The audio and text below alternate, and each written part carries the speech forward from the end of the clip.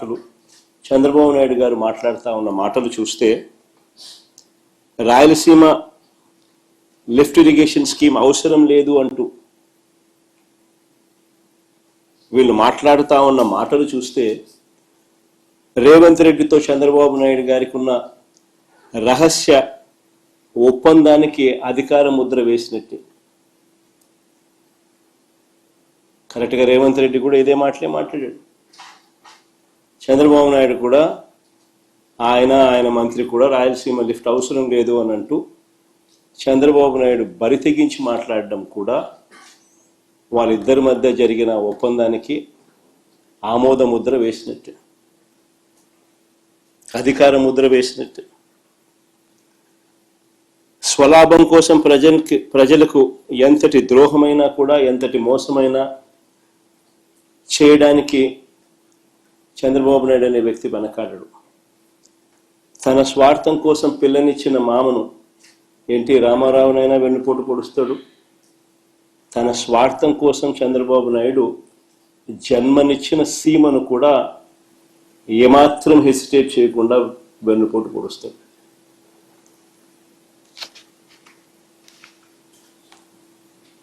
నిజంగా రాయలసీమ లిఫ్ట్ అన్నది ఒక గొప్ప ఆలోచన, ఒక గొప్ప ఉద్దేశం ఈ రాయలసీమ లిఫ్ట్ ప్రాజెక్టు వెనకాల ఉన్నమాట. కరువు కోరల్లో చిక్కుకొని ఉన్న రాయలసీమ ప్రాంతం, వ్యవసాయం ప్రశ్నార్థకరం అయిన పరిస్థితులు, తాగడానికి మంచినీళ్ళు కూడా ఒక్కొక్కసారి దొరకని పరిస్థితి.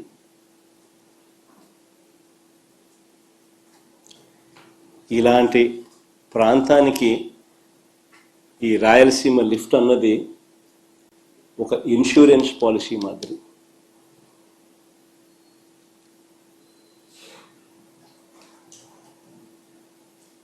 రాయలసీమకు, నెల్లూరుకు, చెన్నైకి ఇది సంజీవిని వంటిది.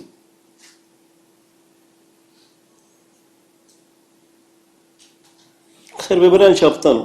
అసలు అందరూ కూడా ఆలోచన చేయమని చెప్పి కోరుతా ఉన్నాం. ఎందుకనంటే ఇది ఆలోచన చేయదగ్గ అంశం కాబట్టి. శ్రీశైలం ఫుల్ కెపాసిటీ లెవెల్ 885 అడుగులు. శ్రీశైలం నుంచి రాయలసీమకు, నెల్లూరుకు, చెన్నైకి నీళ్లు ప్రవహించే పోతిరెడ్డిపాడు హెడ్ రెగ్యులేటర్ సిల్ లెవెలే, అంటే బాటమ్ మోస్ట్ లెవెల్, సిల్ లెవెలే 841 అడుగుల్లో ఉంది. సిల్ లెవెలే. ప్రస్తుతం ఉన్న పోతిరెడ్డిపాడు హెడ్ రెగ్యులేటర్ డిజైన్ చూస్తే పోతిరెడ్డిపాడు నుంచి ఫుల్ డిశ్చార్జ్ కెపాసిటీ 44 క్యూసెక్కుల నీళ్లు కిందికి రావాలి అని అంటే నీళ్లు శ్రీశైలంలో 881 అడుగులు ఉంటే తప్ప ఫుల్ డిశ్చార్జ్లో 44,000 క్యూసెక్స్లు డిశ్చార్జ్ కిందికి రావు. నీళ్లు